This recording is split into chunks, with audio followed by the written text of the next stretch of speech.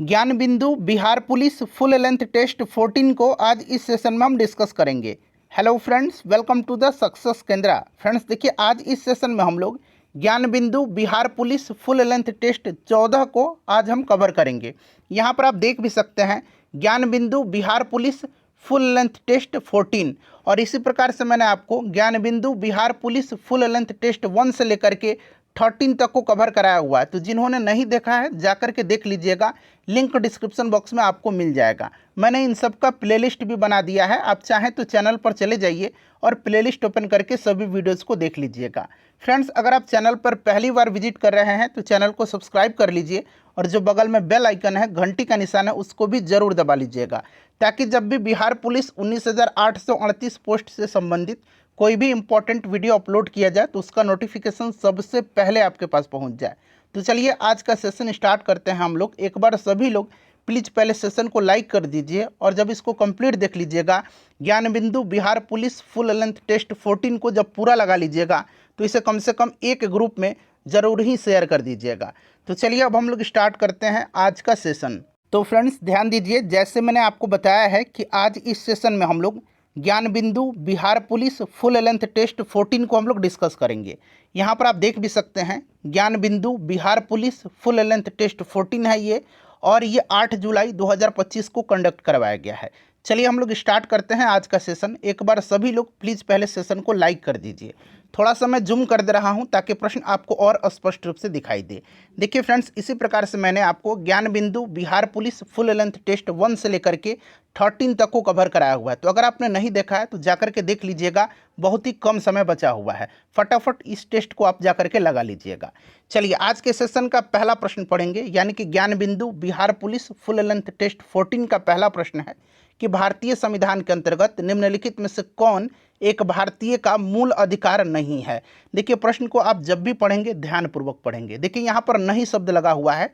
भारतीय संविधान के अंतर्गत निम्नलिखित में से कौन एक भारतीय का मूल अधिकार नहीं है। आंसर सब लोग कमेंट करते चलिएगा। आंसर कमेंट करने से आपका रिवीजन होते चलेगा, और जो भी मैं आपको एक्सप्लेन करके एक्स्ट्रा फैक्ट्स बताऊंगा उससे भी आप ध्यान से ज़रूर सुनिएगा। इस तरह से क्या होगा कि इस तरह से एक प्रश्न के साथ साथ आपके 2 से 3 प्रश्न जो हैं कवर होते चलेंगे। अब यहाँ पर बात करते हैं हम मूल अधिकार की। मूल अधिकार यानी कि मौलिक अधिकार, अंग्रेजी में इसको हम लोग फंडामेंटल राइट्स बोलते हैं। अच्छा, भारतीय संविधान में मूल अधिकार किस देश के संविधान से लिया गया है? तो आपको याद रखना है अमेरिका के संविधान से।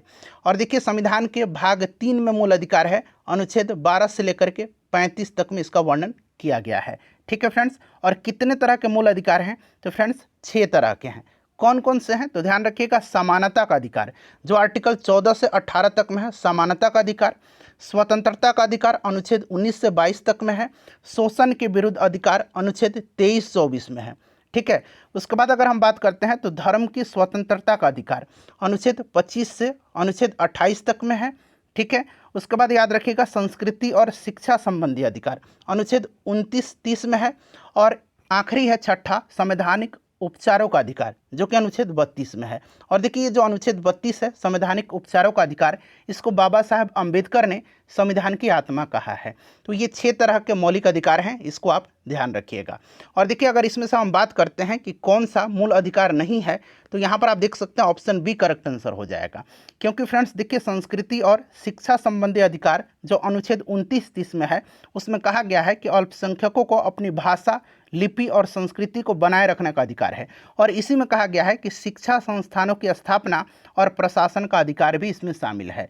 तो ऑप्शन बी राइट आंसर हो जाएगा। अच्छा, एक चीज़ और आपको याद आ रहा होगा कि भारतीय संविधान में जो है संपत्ति का जो अधिकार था उसको मूल अधिकार की सूची से हटा दिया गया था 44वां संविधान संशोधन के द्वारा, जो 1978 में हुआ था।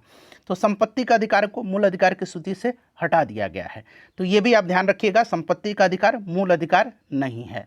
तो फ्रेंड्स इतना सारा पॉइंट्स आप ध्यान रखिएगा, सब कुछ मैं आपको डिटेल में बताते चलूँगा।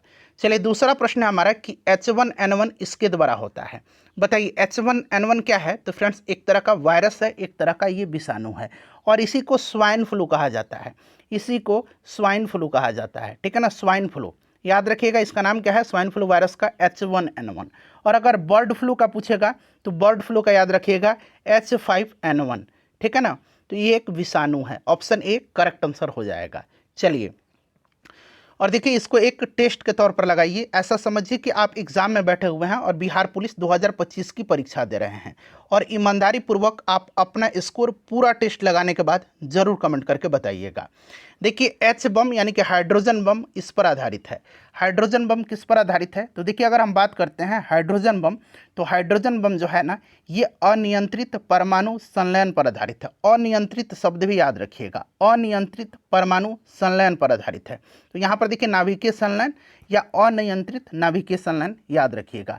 अच्छा, हाइड्रोजन बम की अगर बात करते हैं, इसका आविष्कार किसने किया था? तो इसका आविष्कार किया था एडवर्ड टेलर ने। किसने किया था? एडवर्ड टेलर ने किया था। अच्छा, अगर पूछा जाए कि परमाणु बम किस पर आधारित है, तो ये नाभिकीय विखंडन पर आधारित है। ठीक है, चलिए। और इसी प्रकार से ज्ञान बिंदु का मैंने फिजिक्स और केमिस्ट्री अलग अलग कराया हुआ है। अभी जो नया टेस्ट शुरू हुआ है, ठीक है ना, ढेर सारा ज्ञान बिंदु का मैंने टेस्ट कराया हुआ है, स्टैटिक जीके का कराया हुआ है। अगर आपने नहीं देखा है तो जाकर के देखिएगा, सारा मैं प्लेलिस्ट बना दिया हूँ। चलिए उसके बाद देखिए, खाना पकाने का तेल वनस्पति घी में किस प्रक्रिया द्वारा उसको बदला जाता है? तो देखिए फ्रेंड्स, अगर हम बात करते हैं तो वनस्पति तेल को वनस्पति घी में बदलने की प्रक्रिया को क्या बोला जाता है? तो हाइड्रोजनीकरण बोला जाता है। क्या बोला जाता है? इसको हाइड्रोजनीकरण बोला जाता है। ध्यान रखिएगा, हाइड्रोजनीकरण बोला जाता है। इस प्रक्रिया में वनस्पति तेल को जो है उच्च दाब पर हाइड्रोजन गैस के साथ, प्रश्न बनता है कौन सा गैस? तो याद रखिएगा हाइड्रोजन गैस के, ठीक है ना, हाइड्रोजन गैस के साथ प्रतिक्रिया कराई जाती है। और किस उत्प्रेरक की उपस्थिति में? तो निकेल उत्प्रेरक की उपस्थिति में। अगर उत्प्रेरक पूछेगा तो निकेल, और पूछेगा किस गैस की उपस्थिति में? तो हाइड्रोजन गैस की उपस्थिति में। ठीक है, चलिए उसके बाद देखिएगा कि निम्नलिखित पुस्तकों में से कौन सी पुस्तक फणीश्वर नाथ रेणु द्वारा रचित है? फणीश्वर नाथ रेणु द्वारा इसमें से कौन सी पुस्तक रचित है? तो फ्रेंड्स यहाँ पर आप देख सकते हैं मैला आंचल जो है ना, फणीश्वर नाथ रेणु का है। अच्छा, राग दरबारी किसकी रचना है? तो ये श्रीलाल शुक्ल की रचना है। ये श्रीलाल शुक्ल, यहाँ मैं लिख देता हूँ, श्रीलाल शुक्ल की रचना है। श्रीलाल शुक्ल की रचना है राग दरबारी। गुनाहों का देवता, ये किसकी रचना है? तो ये धर्मवीर भारती की है, धर्मवीर भारती की है। और अंधा युग भी धर्मवीर भारती का ही है। तो साथ साथ आप इसे भी ध्यान रखेंगे। सेशन पसंद आ रहा है तो प्लीज़ लाइक कर दीजिए फ्रेंड्स।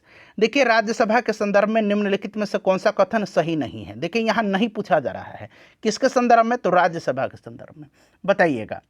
देखिए राज्यसभा एक अस्थायी सदन है, बिल्कुल ये भंग नहीं होता है, ठीक है ना। इसके 1/3 सदस्य प्रत्येक 2 वर्ष पर जो है सेवानिवृत्त होते हैं, ये भी सही दिया गया है।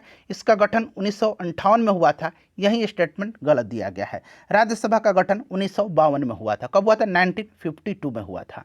तो देखिए पूछा कौन सा सही नहीं है, तो ऑप्शन सी, राज्यसभा के 12 सदस्य राष्ट्रपति के द्वारा मनोनीत होते हैं, ये भी स्टेटमेंट करेक्ट है। तो सही नहीं है ऑप्शन नंबर सी, ठीक है। चलिए उसके बाद देखिएगा कि भारत के सर्वोदय नेता लोकमान्य जयप्रकाश नारायण का जीवन काल क्या है? इनका जीवन काल पूछा गया है। तो देखिए इनका जन्म जो हुआ था 11 अक्टूबर 1902 को हुआ था और इनकी मृत्यु हुई थी 1979 में, यानी कि 1902 से 1979 ईस्वी इनका जीवन काल रहा था। अच्छा फ्रेंड्स ध्यान रखिएगा, अगर हम जयप्रकाश नारायण जी की बात करते हैं तो इनको भारत रत्न कब दिया गया था? तो 1999 में मरणोपरांत इनको भारत रत्न से सम्मानित किया गया था। ये प्रश्न पूछा जा सकता है कि जयप्रकाश नारायण को भारत रत्न कब दिया गया था? याद रखिएगा 1999 में इनको मरणोपरांत भारत रत्न से सम्मानित किया गया था, ठीक है ना। चलिए उसके बाद देखिएगा उस शहर का देशांतर क्या है जहां का स्थानीय समय शाम 6 बजा हुआ है, जबकि ग्रीनविच समय 4 बजे शाम है। तो 6 बजे शाम और 4 बजे शाम, समय का अंतर कितना है? 2 घंटे का, ठीक है ना, 2 घंटे यानी कि 120 मिनट का। क्लियर है? अच्छा आपको पता है फ्रेंड्स कि 1 डिग्री पूर्वी देशांतर का अंतर कितना होता है? तो 4 मिनट आगे है, 4 मिनट आगे हैं। 120/4, 4 तिहाई 12, यानी कि 30 डिग्री पूर्व यहाँ पर करेक्ट आंसर हो जाएगा, ठीक है। 30 डिग्री पूर्व यहाँ पर राइट आंसर हो जाएगा, ठीक है। चलिए उसके बाद देखिएगा कि रक्त का कौन सा घटक शरीर के अंगों को ऑक्सीजन पहुँचाता है? अच्छा आपने आरबीसी पढ़ा है, आपने डब्ल्यूबीसी पढ़ा है और आपने पढ़ा हुआ है प्लेटलेट्स, ठीक है ना, प्लेटलेट्स। यहाँ पर थोड़ा सा ध्यान दीजिएगा, कभी कभी क्या देगा कि रक्त का कौन सा घटक शरीर के अंगों को ऑक्सीजन पहुँचाता है, कहीं आरबीसी ना दे करके इसका एक और नाम है आरबीसी का, ध्यान रखिएगा। इसका आरबीसी का नाम क्या है? तो आरबीसी का एक और नाम है, वो आपको ध्यान रखना है, ठीक है ना। आरबीसी का एक और नाम है, इसका नाम क्या है फ्रेंड्स? तो आरबीसी का एक और नाम है एरिथ्रोसाइट। क्या नाम है इसका? यहाँ मैं लिख देता हूँ, इसका क्या नाम है? Erythrocytes, erythrocytes. तो अगर दे देगा कि इसमें से जो है शरीर के अंगों को ऑक्सीजन पहुंचाता है कौन? आरबीसी न दे करके, यहाँ तो आंसर आरबीसी हो जाएगा, आरबीसी न दे करके अगर एरिथ्रोसाइट दे देगा तब क्या करिएगा? तो इसीलिए एरिथ्रोसाइट भी याद रखिएगा। डब्ल्यूसी का अगर पूछेगा तो डब्ल्यूसी का नाम क्या है? ल्यूकोसाइट, ल्यूकोसाइट, ल्यूकोसाइट, ठीक है ना, तो इसका ल्यूकोसाइट भी याद रखिएगा, ठीक है ना। और प्लेटलेट का, प्लेटलेट का थ्रोम्बोसाइट, प्लेटलेट का क्या है? प्लेटलेट का थ्रोम्बोसाइट्स, थ्रोम्बोसाइट्स, तो ये सब आप ध्यान रखिएगा, ठीक है ना। आरबीसी का जीवन काल 120 दिन का होता है, ये भी प्रश्न आपको आगे इसी सेट में मिलेगा।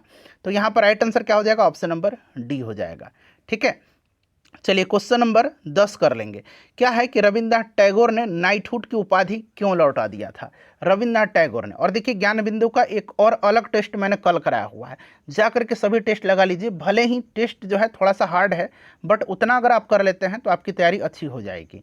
देखिए इन्होंने नाइटहुड की उपाधि लौटाया था कब? तो फ्रेंड्स आपको ध्यान रखना है 1919 में ब्रिटिश सरकार ने जालियांवाला बाग में निहत्थे लोगों पर जो गोलियां चलवाई थी, जिससे कई सारे लोग मारे गए थे, ठीक है ना। इसी घटना से आहत होकर के इन्होंने 1919 में अपने नाइटहुड की उपाधि को लौटा दिया था। अच्छा, इनको नाइटहुड की उपाधि मिली थी 1915 में, ठीक है ना। जालियांवाला बाग हत्याकांड कब हुआ था? तो याद रखिएगा 13 अप्रैल 1919 की यह घटना है, 13 अप्रैल 1919 की यह घटना है, ठीक है ना। उस समय वायसराय कौन था? जालियांवाला बाग हत्याकांड हुआ था, लॉर्ड चैम्सफोर्ड था, लॉर्ड चैम्सफोर्ड था। तो ये भी आप सब ध्यान रखिएगा। चलिए उसके बाद देखिएगा कि अंतर्राष्ट्रीय मुद्रा कोष का वित्तीयन किसके द्वारा किया जाता है? अंतर्राष्ट्रीय मुद्रा कोष का, यानी कि IMF इसको बोलते हैं, इंटरनेशनल मॉनेटरी फंड, ठीक है ना। इसका गठन 1944 में ब्रेटन वुड्स में शुरू किया गया था, और IMF जो है ये 1945 को परिचालन में आया था। ध्यान रखिएगा वाशिंगटन DC में इसका हेडक्वार्टर है। और देखिए यहाँ पर इसका वित्तीयन जो है ये इसके सदस्य देशों के द्वारा किया जाता है। तो यहाँ पर सदस्य देश राइट आंसर हो जाएगा, सदस्य देश, ठीक है ना। इसको आप जरूर ध्यान रखिएगा। चलिए उसके बाद देख लीजिए अगला प्रश्न है कि भारत के किस राज्य में द्विसदनीय व्यवस्थापिका नहीं है? देखिए नहीं पूछा गया है द्विसदनीय व्यवस्थापिका, यानी कि विधानसभा हो और साथ साथ विधान परिषद भी हो। तो ऐसा कितना राज्य है? तो ऐसे टोटल 6 राज्य हैं। कौन कौन से? उंगली पर काउंट करिए। चलिए पहले अपना राज्य बिहार है, ठीक है ना। उसके बाद उत्तर प्रदेश है, उसके बाद आंध्र प्रदेश है, महाराष्ट्र है, कर्नाटक है और तेलंगाना है। तो यहाँ पर आप देख सकते हैं कि कहाँ पर नहीं है। तो फ्रेंड्स अब तो जम्मू कश्मीर में भी नहीं है, और साथ ही साथ देखिएगा पंजाब में भी नहीं है, ठीक है ना, पंजाब में भी नहीं है। बिहार, उत्तर प्रदेश, आंध्र प्रदेश, महाराष्ट्र, कर्नाटक और तेलंगाना में है। तो पहले जम्मू कश्मीर में था, अब नहीं है। तो पंजाब में भी नहीं है और आपका जम्मू कश्मीर में भी नहीं है। चलिए उसके बाद देखिए निम्नलिखित में से कौन सी प्रक्रिया वाष्प को सीधे ठोस में परिवर्तन करती है? अच्छा, आपने पढ़ा होगा ठोस से बिना द्रव्य में परिवर्तित हुए सीधे गैस में बदलता है, उसको हम लोग क्या बोलते हैं? ऊर्ध्वपातन बोलते हैं। बट यहाँ पर उल्टा पूछा गया, वाष्प, यहाँ पर देखिए वाष्प को सीधे ये ठोस में परिवर्तित करता है, वाष्प को ठोस में। तो फ्रेंड्स इसको हम लोग क्या बोलते हैं? इसको बोलते हैं हम लोग निक्षेपण। इसको क्या बोलते हैं? इसको हम लोग निक्षेपण बोलते हैं, जिसके द्वारा किसी गैस को ठोस में परिवर्तित किया जाता है, ठीक है ना। डिपोजिशन इसको बोलते हैं। निहार यहाँ पर दिया गया है, निहार करेक्ट आंसर हो जाएगा, ठीक है। चलिए नेक्स्ट क्वेश्चन हमारा कि राष्ट्रीय उद्यान जो भारत एवं नेपाल की सीमा पर गंडक नदी के तट पर स्थित है, बताइए वह कौन सा राष्ट्रीय उद्यान है, कौन सा नेशनल पार्क है? तो फ्रेंड्स ये आपका कौन सा नेशनल पार्क है? चलिए बताइएगा। तो ये आपका वाल्मीकि नेशनल पार्क है, जो कि बिहार में पड़ता है, बिहार के पश्चिम चंपारण जिले में, ठीक है ना फ्रेंड्स, इसको ध्यान रखिएगा, काफ़ी इंपॉर्टेंट है। और देखिए ग्रेट हिमालयन नेशनल पार्क कहाँ पर है? तो ग्रेट हिमालयन जो है ये हिमाचल प्रदेश में है। हेमिस कहाँ पर है? तो हेमिस लद्दाख में है, और नंदा देवी उत्तराखंड में है, ठीक है। चलिए उसके बाद देखिएगा कि भारतीय संविधान के किस संशोधन द्वारा मंत्रिपरिषद में मंत्रियों की संख्या को सीमित किया गया? किस संशोधन द्वारा मंत्रिपरिषद में मंत्रियों की संख्या को सीमित किया गया? तो फ्रेंड्स ये किया गया था भारतीय संविधान के किस संशोधन के द्वारा? तो 51वां संविधान संशोधन के द्वारा, जो कि हुआ था कब? तो 2003 में हुआ था, ठीक है ना फ्रेंड्स। इस संशोधन के अनुसार केंद्र में प्रधानमंत्री सहित मंत्रिपरिषद में मंत्रियों की कुल संख्या लोकसभा के सदस्यों की कुल संख्या का 15% से अधिक नहीं हो सकती है। और इसी तरह से राज्यसभा में अगर बात करते हैं, राज्य में मतलब राज्यसभा नहीं, राज्य में, तो मंत्रिपरिषद का आकार विधानसभा के सदस्य की कुल संख्या का 15% से अधिक नहीं हो सकती है, लेकिन 12 से कम भी नहीं हो सकती है। चलिए उसके बाद देखिए निम्न में से स्टोरेज की सबसे बड़ी इकाई, निम्न में से यानी कि इनमें से, अगर इनमें से बात करते हैं तो स्टोरेज की सबसे बड़ी इकाई कौन सी है इनमें से? तो इसमें से टेराबाइट है। 1 टेराबाइट बराबर होता है 1024 गीगाबाइट, 1024 गीगाबाइट, ठीक है ना, याद रखिएगा। इनमें से पूछा गया तो टेराबाइट होगा, ठीक है। बट अगर पूछेगा कि सबसे बड़ी इकाई कौन है, तो योटाबाइट है। योटाबाइट सबसे बड़ी यूनिट है, ठीक है ना, तो ध्यान रखिएगा, इसे भी आप ध्यान रखिएगा, ठीक है। चलिए, अच्छा पूछता है कभी कभी कि एक बाइट यहाँ लिख दे, तो एक बाइट में कितना बीट होता है, तो एक बाइट में 8 बीट होता है, ठीक है ना, एक बाइट में 8 बीट होता है, ध्यान रखिएगा, ठीक है। चलिए, उसके बाद देखिएगा कि निम्नलिखित में से कौन सा एंजाइम मानव शरीर में स्टार्च के पाचन से संबंधित है। स्टार्च के पाचन से, बताइए, स्टार्च के पाचन से संबंधित है। तो फ्रेंड्स, ये कौन सा एंजाइम है, ये एंजाइम एमाइलेज है। यह एंजाइम लार और अग्नाशय से निकलता है और स्टार्च को छोटे शर्करा अणुओं में तोड़ देता है, ये एमाइलेज है, ठीक है ना। एमाइलेज यहाँ पर करेक्ट आंसर हो जाएगा, ठीक है ना, एमाइलेज यहाँ पर राइट आंसर हो जाएगा, ठीक है फ्रेंड्स, इसको आप ध्यान रखिएगा। चलिए, उसके बाद देखिएगा कि कौन सा जनपद 6ठी एवं 4थी शताब्दी ईसा पूर्व, खास करके 6ठी शताब्दी ईसा पूर्व ही ध्यान रखना है आपको, मध्य में सबसे शक्तिशाली महाजनपद था। तो फ्रेंड्स, ये कौन सा महाजनपद था, तो मैंने कई बार बताया, ये मगध महाजनपद था। मगध महाजनपद 16 महाजनपदों में सबसे शक्तिशाली महाजनपद था, ठीक है ना। और 16 महाजनपद के बारे में जानकारी हमें बौद्ध ग्रंथ अंगुत्तर निकाय और जैन ग्रंथ भगवती सूत्र से प्राप्त होती है। मगध की प्रारंभिक राजधानी कहाँ पर हुआ करती थी, तो गिरिब्रज हुआ करती थी, गिरिब्रज, ठीक है ना, याद रखिएगा, ठीक है, याद रखिएगा, इसको ध्यान रखना है, राजगृह या गिरिब्रज दोनों ध्यान रखिएगा, ठीक है।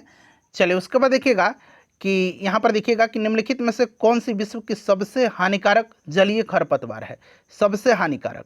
तो देखिए, इसमें से सबसे हानिकारक जो आपका जल पतवार है, ये कौन सा है, तो फ्रेंड्स, इसको आपको ध्यान रखना है, यह आपका है कौन, आइकॉर्निया।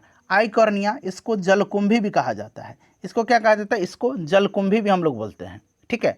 भारत छोड़ो आंदोलन 1942 के समय जेल से भाग करके किसने भूमिगत होकर के लड़ाई लड़ी थी। अच्छा, 1942 में जो है, पहले इसका आंसर जान लीजिएगा कि जेल से भाग करके भूमिगत होकर के लड़ाई लड़ा था किसने, तो ये जयप्रकाश नारायण थे। जयप्रकाश नारायण को भारत छोड़ो आंदोलन के दौरान किस जेल में रखा गया था, तो इनको हजारीबाग जेल में रखा गया था। झारखंड वाला जो हजारीबाग है, हजारीबाग जेल में रखा गया था। और ये जेल से, यहाँ पर लिखा गया है कि जेल से भागे थे कब, तो जेल से भागे थे, याद रखिएगा, 9 नवंबर 1942 को, और उस दिन 9 नवंबर को दीपावली था, तो ये दीपावली की रात को जेल से भागे थे, ठीक है।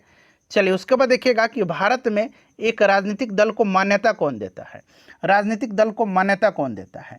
तो फ्रेंड्स देखिए, राजनीतिक दल को मान्यता कौन देता है, तो आपको ध्यान रखना है, यह देता है चुनाव आयोग, चुनाव आयोग देता है। अच्छा, वर्तमान में भारत के मुख्य निर्वाचन आयुक्त का नाम आपको याद रखना है, कौन है मुख्य चुनाव आयुक्त, तो ये कौन है, श्री ज्ञानेश कुमार है। ये भारत के 26वें जो है मुख्य निर्वाचन आयुक्त, इनका क्रम भी याद रखिएगा, श्री ज्ञानेश कुमार, श्री ज्ञानेश कुमार, ज्ञानेश कुमार, ठीक है ना, ध्यान रखिएगा, ज्ञानेश कुमार। चलिए, उसके बाद देखिएगा कि EEG फुल फॉर्म होता है इलेक्ट्रोएन्सेफेलोग्राम, निम्न में से किसकी निगरानी के लिए होता है। एक EEG है और एक ECG है। तो ECG होता है हृदय के लिए, ECG किसके लिए होता है, हृदय के लिए होता है, और EEG जो होता है ये मस्तिष्क की निगरानी के लिए उपयोग होता है, ठीक है। तो ECG भी याद रखिएगा हृदय के लिए, और EEG भी याद रखिएगा यह मस्तिष्क के लिए। देखिए, वह दर जिस पर बैंक भारतीय रिजर्व बैंक को ऋण देते हैं क्या कहलाती है, तो वह दर जो है जिस पर बैंक भारतीय रिजर्व बैंक को, ठीक है ना, भारतीय रिजर्व बैंक को ऋण देते हैं वो क्या कहलाती है, तो वह दर जिस पर भारतीय रिजर्व बैंक वाणिज्यिक बैंकों को अल्पकालिक ऋण देता है उसको बोलते हैं रेपो दर, और वह दर जिस पर भारतीय रिजर्व बैंक वाणिज्यिक बैंकों से ऋण लेता है वो बोलता है रिवर्स रेपो दर। तो ये रिवर्स होगा, ठीक है ना, इसको आप ध्यान रखिएगा, क्लियर। अच्छा, बैंक दर क्या है, तो यह वह दर है जिस पर RBI वाणिज्यिक दरों को, वाणिज्यिक बैंकों को बिना किसी संपार्श्विक के दीर्घकालीन ऋण प्रदान करता है। चलिए, उसके बाद देखिएगा कि वर्ष 1857 में मेरठ में प्रथम सिपाही विद्रोह की आग किस दिन भड़की थी। अच्छा, 1857 की क्रांति की शुरुआत मेरठ से होती है, कब होती है, तो आपको याद रखना है 10 मई 1857 को। और 1857 की क्रांति का प्रतीक चिन्ह क्या है, तो कमल और रोटी है, कभी कभी कमल और चपाती भी दे देगा, तो कमल रोटी याद रखिएगा, कमल और रोटी है, ठीक है। चलिए, उसके बाद देखिएगा कि एंटी टॉक्सिन इंजेक्शन, कौन सा इंजेक्शन है, एंटी टॉक्सिन इंजेक्शन किसकी रोकथाम के लिए दिया जाता है, तो देखिए एंटी टॉक्सिन जो आपका इंजेक्शन है ना, ये दिया जाता है डिप्थीरिया में दिया जाता है, साथ ही साथ टेटनस में भी दिया जाता है। तो आप डिप्थीरिया भी याद रखिएगा, डिप्थीरिया भी याद रखिएगा, डिप्थीरिया में भी दिया जाता है, ठीक है ना, और टेटनस में भी दिया जाता है। तो यहाँ पर टेटनस दिया गया है, डिप्थीरिया भी आप याद रखिएगा, ठीक है ना। चलिए उसके बाद देखिएगा अगला प्रश्न है कि किसी तत्व के समस्थानिक से तात्पर्य क्या है। अब यहाँ पर देखिए किसी तत्व का समस्थानिक, समस्थानिक क्या है, परमाणु भार इसमें अलग अलग होता है और परमाणु संख्या समान होता है, यानी कि परमाणु संख्या समान और परमाणु द्रव्यमान अलग अलग हो।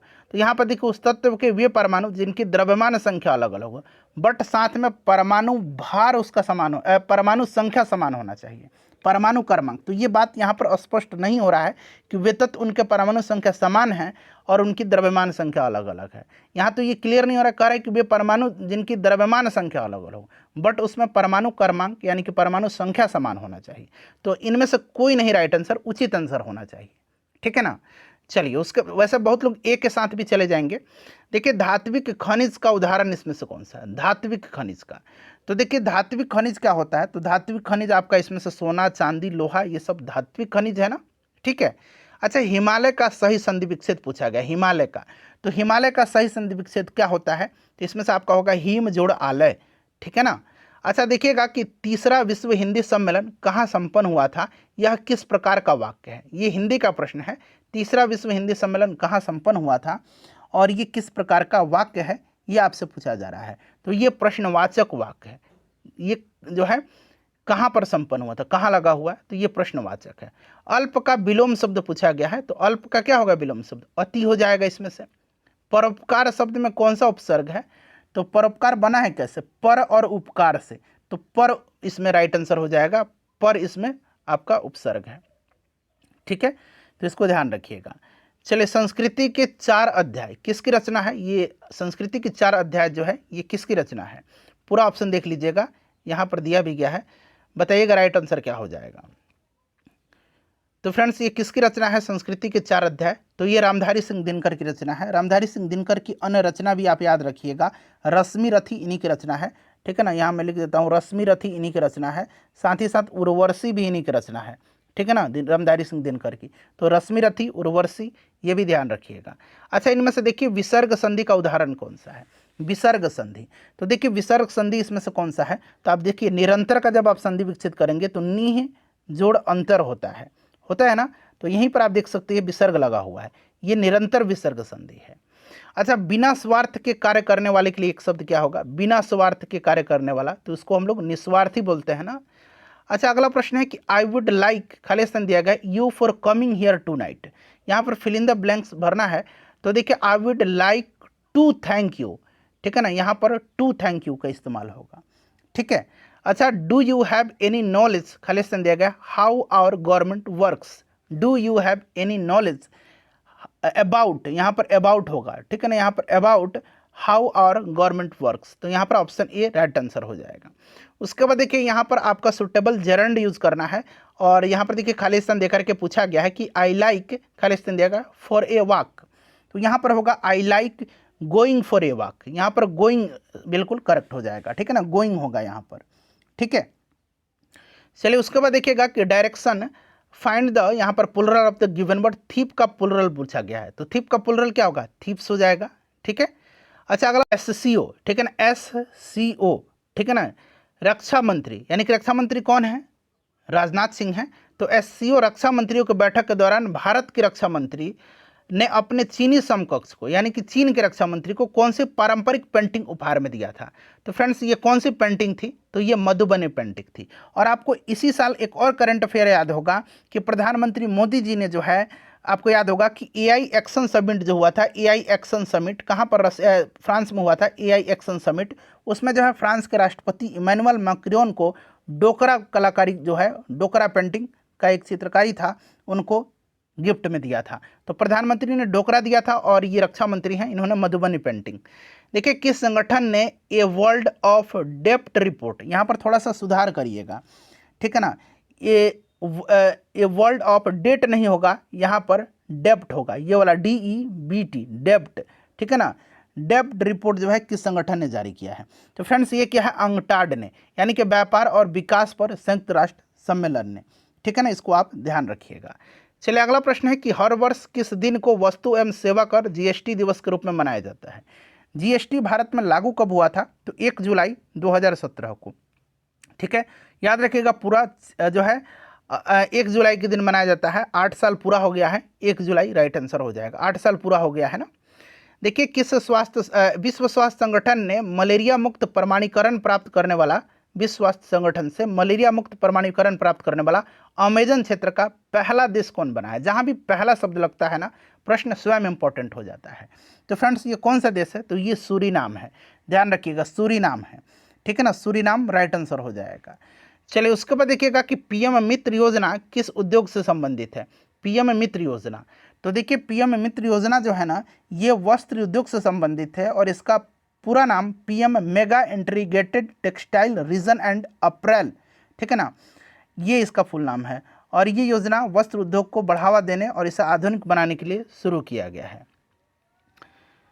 देखिएगा कि जुलाई 2025 में भारतीय रिजर्व बैंक के कार्यकारी निदेशक के रूप में किसे नियुक्त किया गया है? अच्छा, रिजर्व बैंक की अगर हम बात करते हैं गवर्नर कौन है? तो संजय मल्होत्रा हैं, ये नाम याद रखिएगा फ्रेंड्स, ठीक है ना। और ये केशवन रामचंद्र को जो है यहाँ पर कार्यकारी निदेशक नियुक्त किया गया है।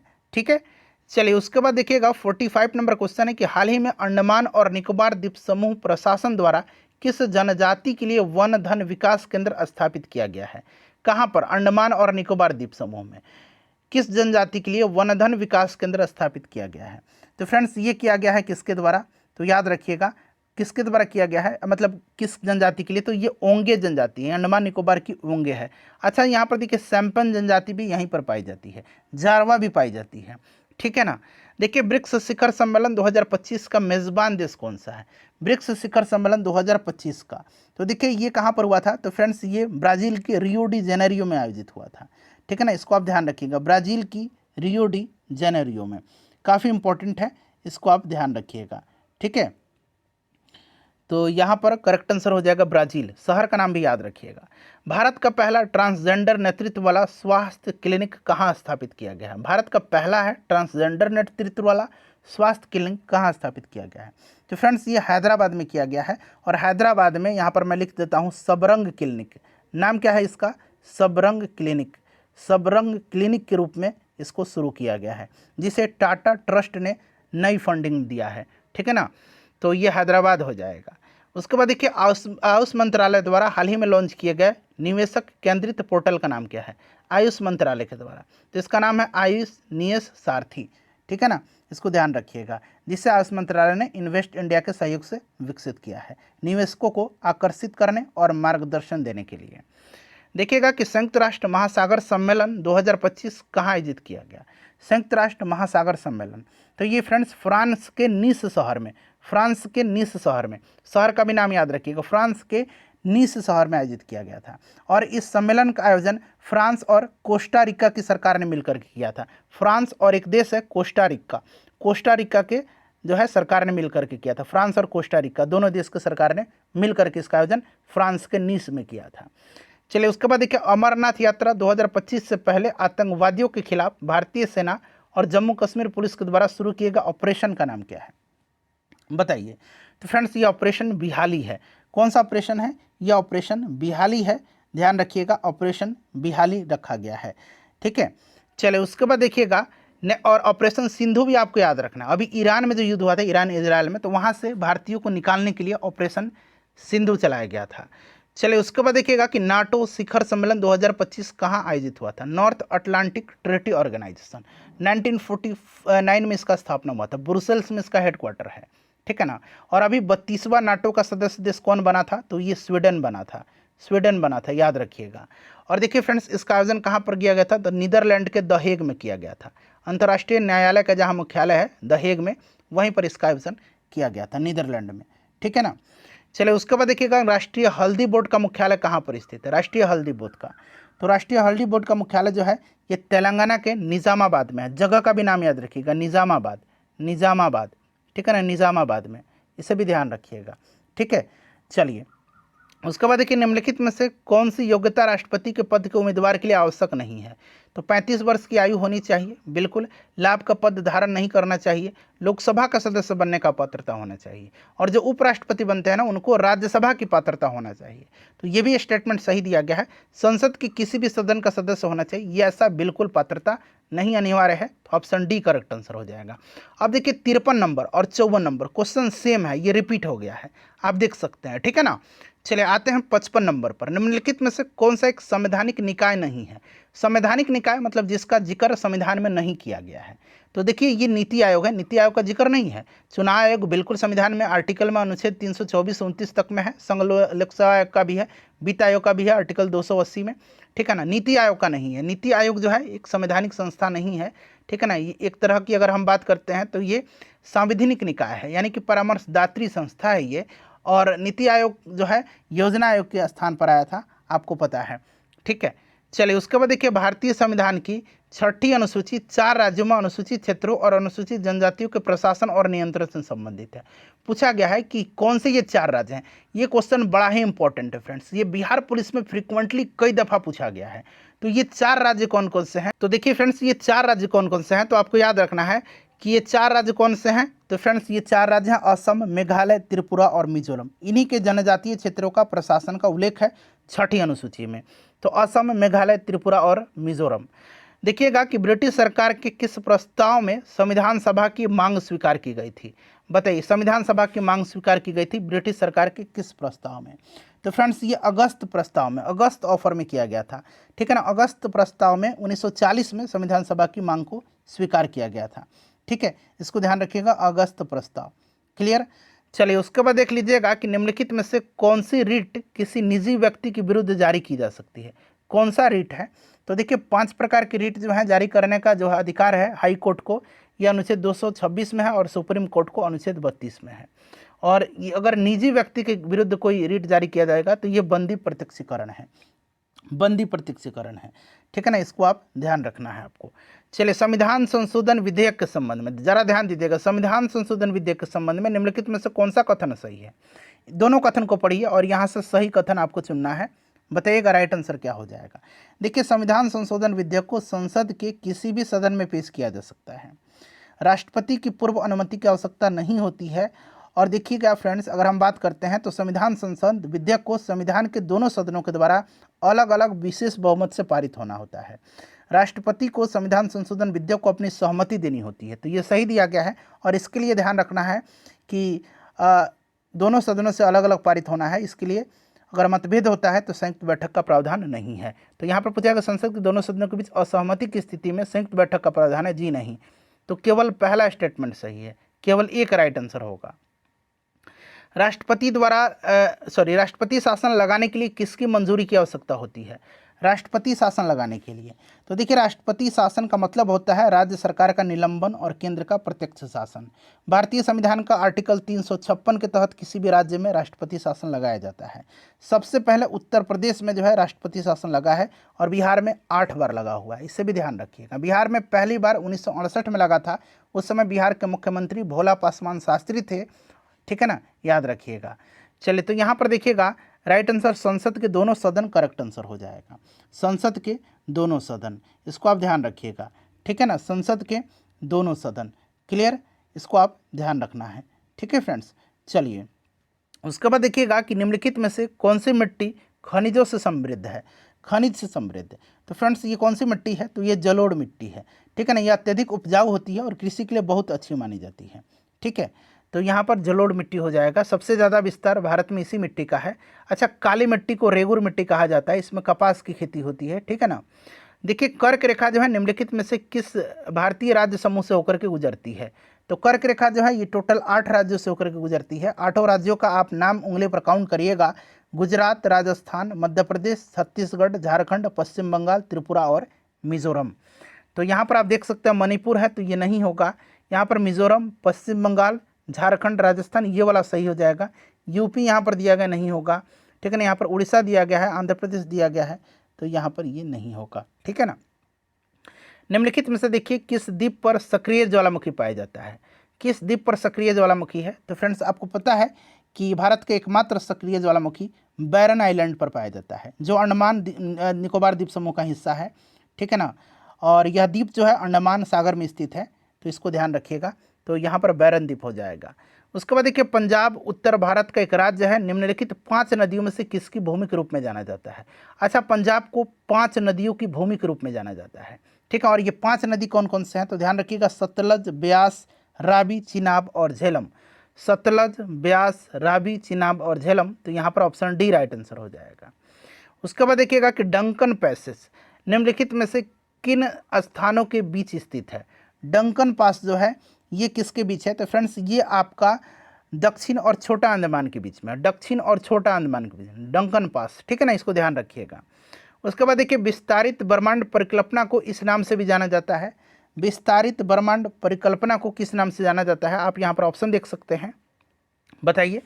विस्तारित ब्रह्मांड परिकल्पना को किस नाम से जाना जाता है, तो फ्रेंड्स इसको जाना जाता है आपका बिग बैंग सिद्धांत के नाम पर, ठीक है ना। 1920 के दशक में एडविन हबल ने यह प्रमाण दिया था कि ब्रह्मांड का विस्तार हो रहा है, और इसके बाद में बिग बैंग सिद्धांत के रूप में इसको जाना भी गया है, तो यहाँ पर बिग बैंग हो जाएगा। देखिएगा कि निम्नलिखित में से किस स्थिति में चंद्र ग्रहण घटित होता है। चंद्र ग्रहण कब होता है बताइएगा, जब पृथ्वी सूर्य और चंद्रमा के बीच में आती है, जब पृथ्वी सूर्य और चंद्रमा के बीच में आती है, ठीक है ना। और यह स्थिति केवल पूर्णिमा के दिन होता है। चलिए क्या पूछा गया, जब पृथ्वी सूर्य, ठीक है। निम्नलिखित में से किसे डॉक्टर विंड यानी कि डॉक्टर हवा कहा जाता है। डॉक्टर हवा किसको कहा जाता है, तो फ्रेंड्स देखिए ये हरमटन को कहा जाता है। और देखिए हरमटन जो है ना, इसको ध्यान रखिएगा, डॉक्टर हवा कहा जाता है। काफ़ी इंपॉर्टेंट क्वेश्चन है, और इसको इसलिए कहा जाता है क्योंकि इसकी जो शुष्कता है कीटाणु और कीड़ों को नष्ट करती है। हरमटन हवा रेगिस्तानी मौसम जैसी स्थिति लाती है, इसको आप ध्यान रखिएगा, ठीक है ना। और ये सहारा रेगिस्तान से पश्चिम अफ्रीका होते हुए गिनी की खाड़ी तक पहुँचती है, ठीक है, इसको आप ध्यान रखिएगा। चलिए उसके बाद देखिए पूछा गया है कि निम्नलिखित में से, अच्छा ये तो हरमटन हो गया, और एक खमसिन पूछता है। खमसिन कहाँ की हवा है, तो खमसिन मिस्र की हवा है, मिस्र की, ठीक है ना, ध्यान रखिएगा। उसके बाद देखिए निम्नलिखित में से किस पारिस्थितिक तंत्र में बायोमास का पिरामिड उल्टा आकार का होता है। तो बायोमास का पिरामिड जो होता है ना, ये उल्टा होता है किसमें, तो फ्रेंड्स ये जलीय पारिस्थितिक तंत्र का होता है, जलीय पारिस्थितिक तंत्र का। यहाँ पर देख सकते हैं तालाब पारिस्थितिक तंत्र में होगा, ठीक है। उसके बाद देखिए निम्नलिखित में से कौन सी गैस मिट्टी में प्राकृतिक रूप से उत्सर्जित होती है। प्राकृतिक रूप से कौन सी गैस होती है, तो एक है कि कौन सी अक्रिय गैस मिट्टी में प्राकृतिक रूप से होती है, तो अक्रिय गैस रेडॉन है, ठीक है ना। और यहाँ पर कार्बन डाइऑक्साइड भी दिया गया है, तो कार्बन डाइऑक्साइड, मीथेन, रेडॉन ये सब जो है उत्सर्जित होते हैं। उस्ताद अल्लाह रखा खान किस वाद्य यंत्र से संबंधित हैं, मतलब कहने का मतलब है कि उस्ताद अल्लाह रखा खान निम्नलिखित में से किस वाद्य यंत्र के प्रसिद्ध वादक थे, तो उस्ताद अल्लाह रखा खान तबला के प्रसिद्ध वादक हैं, ठीक है ना। अच्छा, लोक नृत्य लाई हरोबा किस भारतीय राज्य में लोकप्रिय है। लाई हरोबा ये कहाँ का एक लोकप्रिय है, तो फ्रेंड्स ये आपका मणिपुर का है, ठीक है ना, मणिपुर का। मणिपुर में ही संगई महोत्सव मनाया जाता है, ध्यान रखिएगा। चलिए कौन सा अनुच्छेद संघ की आधिकारिक भाषाओं के रूप में संवैधानिक मान्यता प्रदान करता है। कौन सा आर्टिकल जो है संविधान की कौन सी आर्टिकल जो है आधिकारिक भाषाओं के रूप में संवैधानिक मान्यता प्रदान करता है, तो यह अनुच्छेद 343 है, ठीक है ना। और इसमें विशेष रूप से जो अनुच्छेद 343(1) है, इसमें कहा गया है कि संघ की राजभाषा हिंदी होगी और लिपि देवनागरी होगी, ठीक है ना। अगला प्रश्न है कि निम्नलिखित में से कौन मानव शरीर में केंद्रीय तंत्रिका तंत्र का गठन करता है। मानव शरीर में केंद्रीय तंत्रिका तंत्र का गठन इसमें से कौन करता है, तो फ्रेंड्स ये कौन करता है, तो ये मस्तिष्क और रीढ़ की हड्डी दोनों करते हैं, मस्तिष्क और रीढ़ की हड्डी, ठीक है ना, इसको आप ध्यान रखिएगा, ठीक है। चलिए उसके बाद देखिएगा कि मानव शरीर में लाल रक्त कोशिका यानी कि आरबीसी का औसत जीवन काल क्या है, तो मैंने बताया था कि 120 दिन, इसको आप ध्यान रखिएगा। उसके बाद देखिए निम्नलिखित में से कौन बहिस्रावी और अंतःस्रावी ग्रंथि दोनों के रूप में कार्य नहीं करता है। देखिए यहाँ पर नहीं पूछा गया है, ठीक है ना, बताइएगा कौन सा नहीं करता है। तो देखिए बहिस्रावी और अंतःस्रावी ग्रंथि के रूप में कार्य नहीं करता है, तो फ्रेंड्स ये पिट्यूटरी ग्लैंड है, इसको मास्टर ग्रंथि भी कहा जाता है, यहीं से वृद्धि हार्मोन स्रावित होता है, ध्यान रखिएगा। चलिए उसके बाद हमारा अगला प्रश्न कर लेंगे। उसके बाद देखिएगा कि निम्नलिखित में से कौन सा कोशिकांक पादप और जंतु कोशिका दोनों में मौजूद होता है, तो पादप और जंतु कोशिका दोनों में। तो यहाँ पर आप देख सकते हैं फ्रेंड्स, माइटोकॉन्ड्रिया जो होता है ना, ये पादप और जंतु कोशिका दोनों में होता है, ठीक है ना, तो इसको ध्यान रखिएगा, क्लियर। तो ध्यान रखना है आपको, माइटोकॉन्ड्रिया इसमें राइट आंसर हो जाएगा। निम्नलिखित में से कौन सी धातु सबसे अधिक प्रतिक्रियाशील है? कौन सी धातु इसमें से सबसे ज़्यादा प्रतिक्रियाशील है? तो फ्रेंड्स यहाँ पर आप देख सकते हैं ये कौन सी धातु है, तो ये धातु आपका पोटेशियम हो जाएगा। उसके बाद देखिए मानव शरीर में जैव तत्वों का घटते क्रम में सही क्रम क्या है? घटते क्रम यानी कि सबसे ज़्यादा, फिर उससे कम, फिर उससे कम, ठीक है ना। तो देखिएगा मानव शरीर के अगर हम बात करते हैं तो सबसे ज़्यादा इसमें जो है आपका क्या पाया जाता है? ऑक्सीजन सबसे अधिक मात्रा में पाया जाता है, लगभग 65% के आसपास होता है। तो सबसे पहले तो यहाँ पर देखिए ये वाला तो हट जाएगा, ऑक्सीजन यहाँ है, यहाँ है, यहाँ है। ऑक्सीजन, ऑक्सीजन के बाद कार्बन, कार्बन के बाद हाइड्रोजन, ऑक्सीजन कार्बन ये हट गया, ये भी हट गया, हाइड्रोजन, ठीक है ना। हाइड्रोजन के बाद आपका नाइट्रोजन, कैल्शियम और फास्फोरस। तो ऑप्शन सी यहाँ पर करेक्ट आंसर हो जाएगा, ठीक है। चलिए उसके बाद देखिएगा कि न्यूरॉन मानव शरीर की किस प्रणाली का हिस्सा है? न्यूरॉन, न्यूरॉन जो है ये तंत्रिका तंत्र की इकाई होती है, तंत्रिका तंत्र का यूनिट न्यूरॉन होता है। तो यहाँ पर देखिए तंत्रिका तंत्र। चलिए उसके बाद देखिएगा कि पृथ्वी के केंद्र पर किसी पिंड का भार कितना होगा?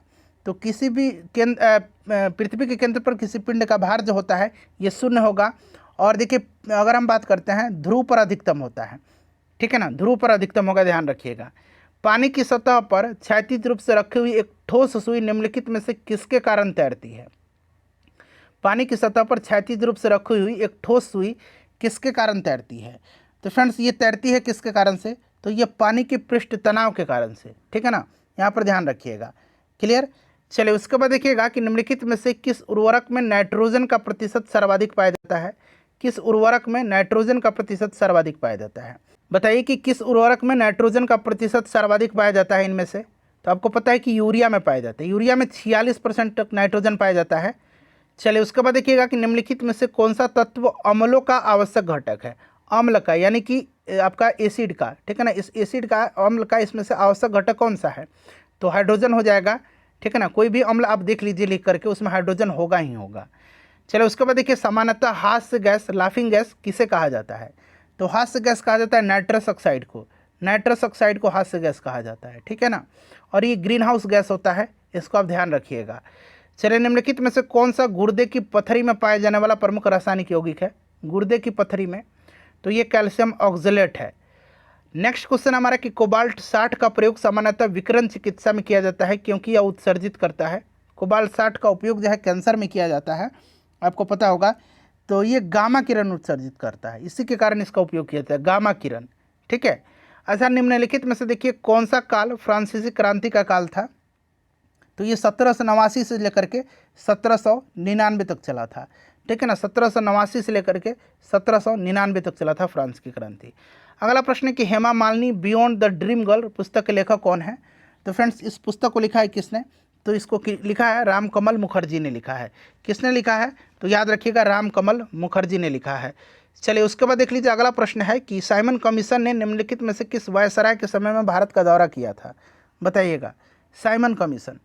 तो देखिए साइमन कमीशन जो है भारत आया था, ध्यान रखिएगा कब? तो फ्रेंड्स ये आया था आपका 1927 में, ठीक है ना। और उस समय वायसराय लॉर्ड इरविन था, तो इरविन राइट आंसर हो जाएगा। चलिए इन 90 प्रश्नों में पहले आप अपना स्कोर बता दीजिए, तब तक मैं आपको मैथ का आंसर बता देता हूँ फटाफट। यहाँ पर 21% हो जाएगा। उसके बाद 92 का देख लीजिएगा, यहाँ पर 132 हो जाएगा। फटाफट मैथ का टिक लगा लीजिए, आप सॉल्व करिएगा। उसके बाद यहाँ पर 93 हो जाएगा। 94 का देख लीजिएगा, 94 का 120 हो जाएगा। उसके बाद देखिए 95 का ऑप्शन सी हो जाएगा, ठीक है। उसके बाद चलिए 96 का देखिए, 96 का जो करेक्ट आंसर है ये ऑप्शन ए हो जाएगा। 97 का ऑप्शन बी हो जाएगा। उसके बाद देखिए 98 का भी ऑप्शन आपका बी हो जाएगा, ठीक है। 99 का देखिए, 99 का ऑप्शन ए हो जाएगा 1। और 100 का जो है आपका राइट आंसर ऑप्शन नंबर यहाँ पर डी हो जाएगा। सेशन को लाइक कर दीजिए, स्कोर बता दीजिए और शेयर कर